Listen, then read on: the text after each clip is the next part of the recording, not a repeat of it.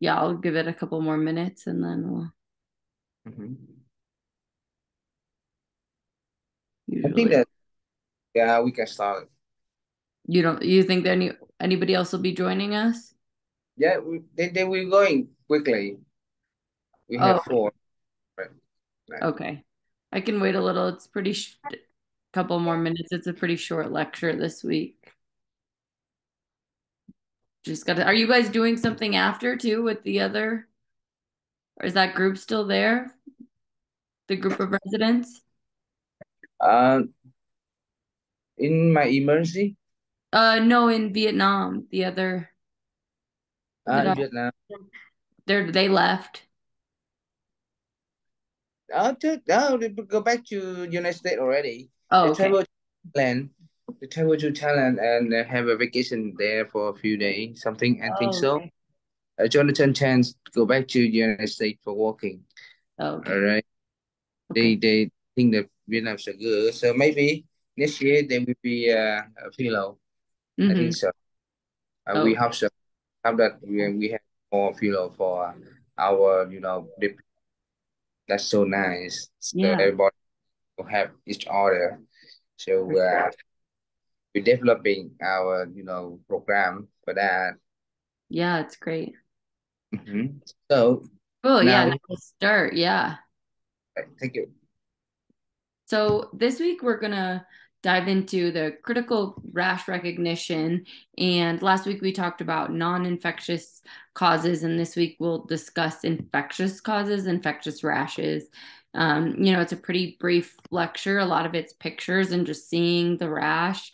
And so I'm going to show you pictures. We'll talk briefly about the diseases, but the focus is on the rash.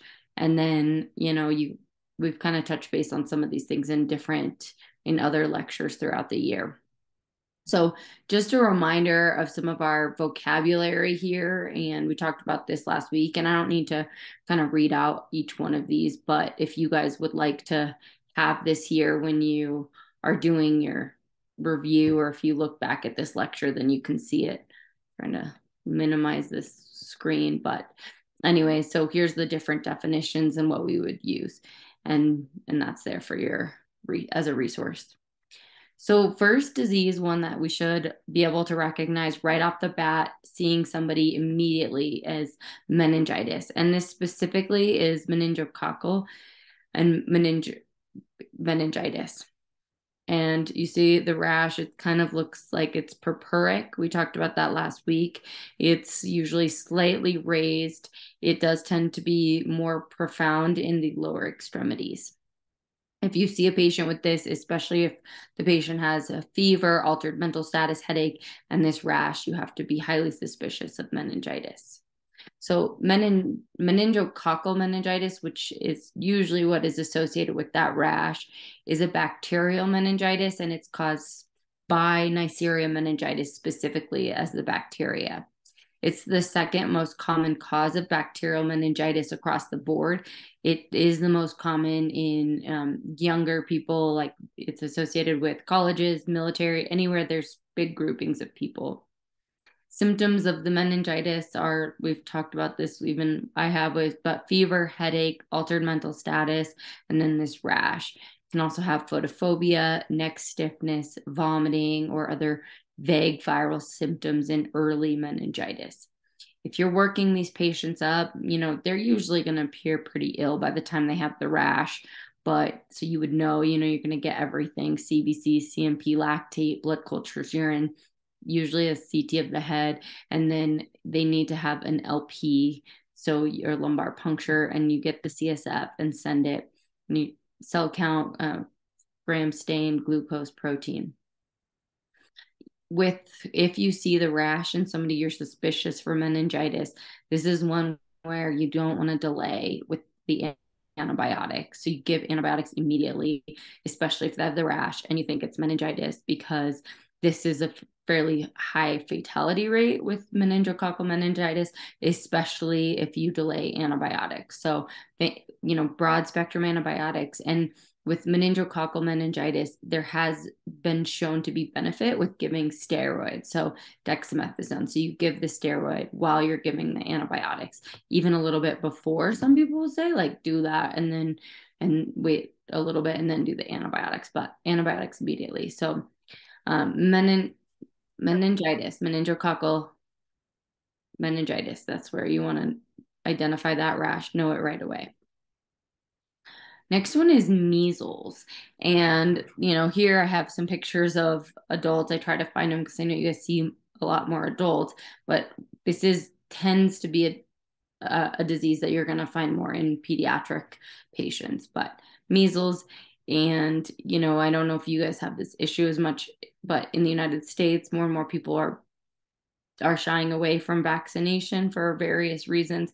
And so we're starting to see a resurgence of this. And then across the world, plenty of people are not vaccinated, don't have the ability. So it does come up. Measles begins 2 to 8 days of prodromal phase, so fever, malaise, anorexia. Then you get the very specific symptoms for measles, or like the distinguishers are the 3 C's: cough, coryza, which is inflammation of the mucous membranes, and conjunctivitis. The symptoms usually get the most severe 1 or 2 days before you get the rash, which makes it very infective. Anytime that the symptoms come on before the rash, that's a time when the virus is shedding, and then it increases how infective it is. The rash is, you kind of saw those pictures, it's erythematous, a red maculopapular rash on the head, neck, trunk, and extremities. You can also get these called Koplik spots. They're seen over there in that picture. And it's on the mucous membranes, typically within the mouth, and it's these white, blue, gray lesions. Like I was just saying, that the patient is infectious 5 days before onset of symptoms as well. So you can't even know it's shedding before you start to have symptoms. There's no real treatment for measles. It's just supportive care.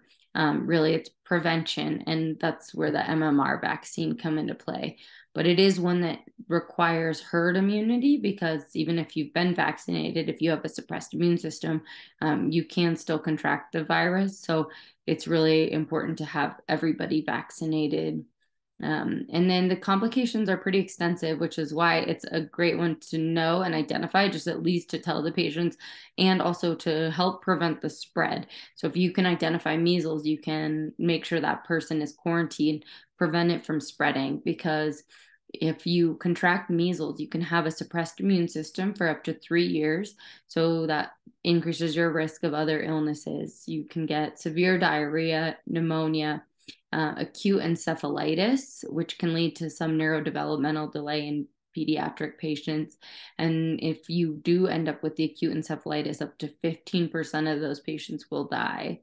You can also get a subacute sclerosing panencephalitis, and that can show up 7 to 10 years after the primary measles infection. So it's not a benign disease. Most people, sure, they would do okay, but there is a fairly high rate of complication. So it's important to be able to identify, quarantine these patients, and try to prevent a spread if you can.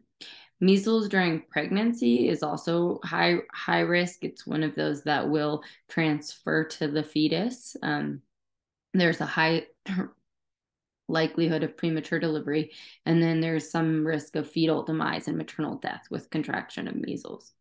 So if you have any colleagues or anybody that's pregnant, if you're suspicious for measles, be extra cautious. Next one is varicella, or for us, chicken pox.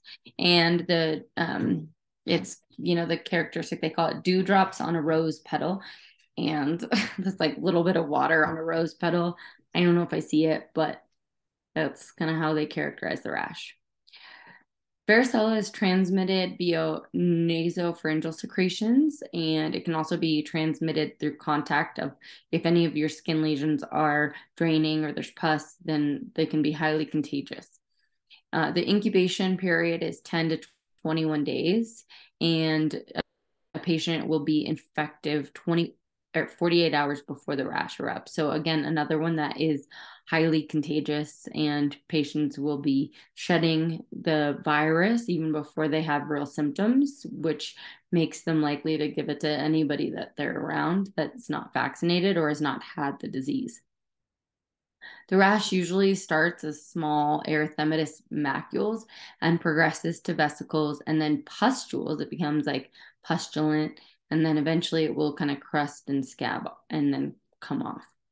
Varicella affects, and it's highly pruritic. It's a very itchy, uncomfortable rash. So varicella affects children much more commonly than adults, and that's because once you've gotten varicella, you usually won't get it again as the same format. And so people at this generation have either had it or they've been vaccinated against it. But that's not to say there aren't adults that do contract it that never did as a kid or didn't get vaccinated. Patients that have been immunized are still at risk for getting varicella. They just usually have milder symptoms. The most common complication of varicella is a localized skin and soft tissue infection, but for certain people, it can be super dangerous. You can get very sick from it. Next one, kind of jumping to different field, but Leishmaniasis. And you guys probably see this far more often than we do. We don't see this in the United States. I've seen this on trips abroad working, but it's a pretty distinct rash. So it's valuable if you can look at it and identify the rash and kind of ulceration, especially in the middle of the wound. Leishmaniasis is caused by parasites that are carried by sandflies, and it does occur in Africa, Asia, and then the Americas and Southern Europe. Like I said, we don't see it too much here, but I'm sure you guys do there. The risk factors for anybody in these areas can get it, but people that are living in poverty, that are malnourished, are much more susceptible to it. Unfortunately, now it's spreading, and it's one of those diseases where we will probably start to see an uptick because with deforestation and then urbanization, we're kind of moving into the area where the sandflies were living and like inhabiting their areas, and it's putting patients at risk for this. So start to see increased prevalence. Cutaneous leishmaniasis is the most common form. The diagnosis is either direct visualization, so if you're able to identify the parasite like under a microscope within the wound, or you can look on a peripheral blood smear for the leishmaniasis from the blood, bone marrow, spleen, lymph nodes, or skin lesions. Sorry. The rash is so characteristic, though, that a lot of times you can just identify the rash and treat based on what it looks like and the appearance. You're going to treat with liposomal amphotericin B. And next is scabies. So another kind of bug along those lines. So scabies is caused by a human mite, which burrows in the upper layer of the skin. So it's like right under the surface, and it's intensely itchy. So very, very itchy, pruritic. And the treatment, and this is really, you're just diagnosing based on appearance and history, somebody that has an extremely itchy rash. The scabies rash tends to localize to areas that are like warm. And so you'll see it on the belt line. So right in the between the abdomen and the pelvis, like the belt line. And then people will sometimes get it on their wrists, like where their clothes made in. So the wrists and then belt line, like you see in this picture, the guy's axilla or the armpits, it's like warmer areas. If you identify this, then you can treat just based on what you're seeing, and you treat with the scabicides, and there's over-the-counter medications for those, are usually over-the-counter. And then you can also give Benadryl, either topical or oral, for the itchiness, and then steroids as well. Impetigo. So this is, one, it doesn't have a ton of complications except for it can cause scarring, discoloration, but just one that's like good to identify, and it is infectious cause. So typically caused by a group A strep or Staph aureus. So you see the rash there. You're going to have what they call like honey crusted or gold crusting over top. So you get these initially like kind of red, and then they form these crusted honey color lesions overlying them. And this is characteristic of impetigo. The treatment is topical mupirocin, so just cream on top. The caveat being if you start to get involvement near the eye, so the rash more often occurs near the mouth and then the nose. But if you start to get it near the eye, you can end up with like a preseptal cellulitis, and then it can dive to the deeper orbit and give you like an orbital cellulitis. So you would switch to oral antibiotics and evaluate as needed for involvement of the orbit. And really, guys, that is it. I told you, oh no, it's not quite it. I have a couple more. Herpes simplex virus. So herpes is simplex virus. It's highly contagious. Huge percentage of the population worldwide has herpes. You contract it through contact of an open weeping lesion. So you can either have HSV1 or herpes simplex virus 1, which is oral, or HSV2, which is genital. But they can actually interchange, especially with sexual contact. In order to diagnose, you can get PCR testing. So you can open one of these small vesicles and then take a swab, send that for PCR testing. You can also just, a lot of times people will just do it clinically. And sorry, my cat's trying to get in the door, but you can also just diagnose clinical based on the appearance because it's very characteristic. These vesicles form. They usually are kind of in one area. The one important thing to know is when you get initially infected with herpes, you usually have more severe viral symptoms. So myalgias, fevers, you can get enlarged lymph nodes and just really don't feel very well. That usually only occurs with the first outbreak. When you're seeing somebody with the first outbreak, then might be good to test them and then you can treat them with antivirals. Some people will just have an initial outbreak, never get another outbreak again. Others will get it more frequently and even require suppressant antiviral medications to prevent recurrence. And then others will just get it when they're under a time of stress, if they're sick with another illness, pregnancy, just times of stress. The complications, you can get local infection, you can get viremic, so throughout the body, you can become you can get encephalitis or meningitis. So it does have the ability to spread to the brain. The encephalitis is characteristic. It involves the temporal lobe. And I think we talked about that a little bit in our neuro chapter. And the treatment, again, antiviral medications. Next is shingles. So shingles, you can see here, the shingles rash is going to be very painful. And oftentimes the pain will present prior to the rash eruption. So somebody will come in with chest pain or arm pain or face pain, and you might not see anything, but then a couple of days later they'll get this rash. The pain tends to be neuropathic, so a lot of like sharp shooting pain. Then the rash will erupt. The rash looks like this. You get these blisters that scab. The rash itself will typically last 7 to 10 days, but sometimes you can see it go longer. The shingles is caused by herpes zoster. So usually you've had contraction of herpes zoster and then it's been dormant and then it'll erupt. Usually is occurring later on in life, or people that are under a lot of stress, they have another illness, then they might get it sooner.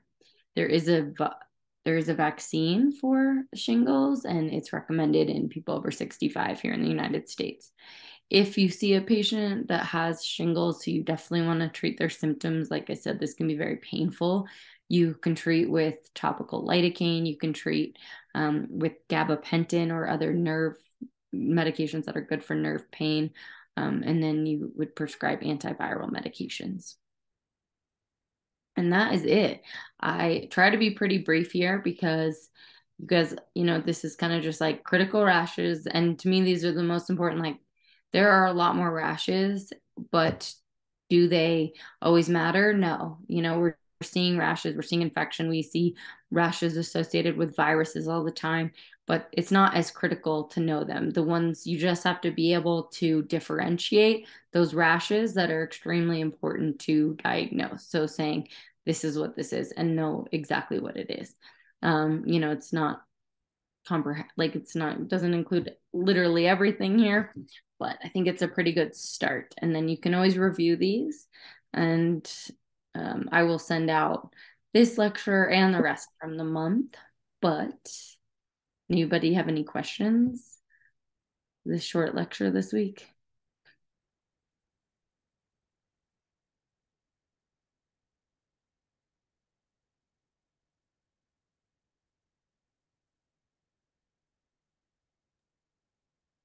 It's interesting. Thank, yeah.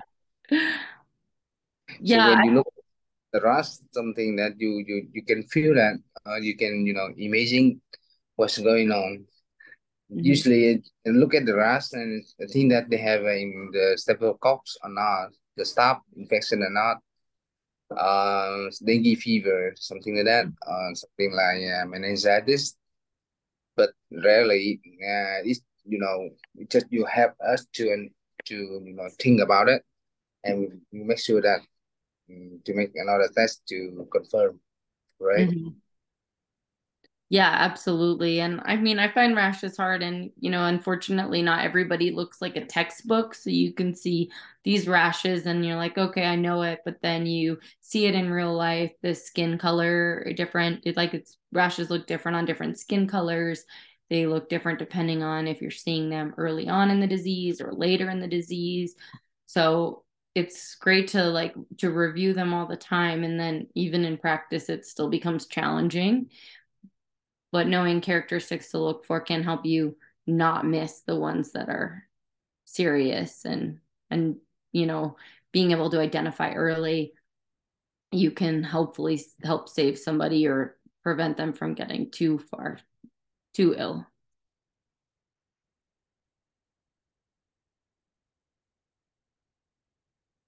I have any other questions? I'm going to stop sharing. There we go. Yeah, like I said, I knew it was going to be short because we've talked about a lot of the other diseases. We talked about meningitis we've talked about a lot of those diseases. So today was really focused on the rashes. And like for me, I can only do like 12 or 13 rashes at a time before they all start to blur together to really focus and then move on to the next one and focus. So between this week and last week, that's a lot of rashes. This is the first time when people talk about the rust in emergency. I Oh, never heard before. I never heard before. So it is so you pay more effort, pay more attention and searching for images, and so to us very very interesting. yeah. Well, I'm glad then. Yeah, I'll send out these PowerPoints too, because with rashes, it's one to like have a good resource and like look them over on your own time, really just the pictures. And I tried to pick like the most characteristic pictures, and of what it looks like. So Okay, Claudia. Thank yes, you. you're welcome, guys. Well, have a good one. I'll see you in a little bit. All right. See ya. Yeah. Bye.